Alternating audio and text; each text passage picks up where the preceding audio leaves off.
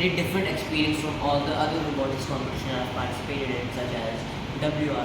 All those are automatic based robots, but Technoxian, we did a robo race challenge where we actually control the robot with a controller. So I feel it's a very different experience for me personally, and I really enjoy the part of actually moving around the robot and thinking of different tactics to make us faster than the other teams.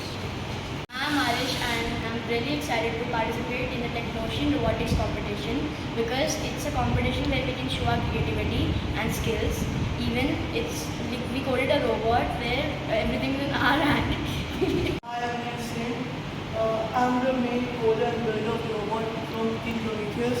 And I want to participate in Technoxian because it's my first time building a robot where you have to control it. And it's not autonomous.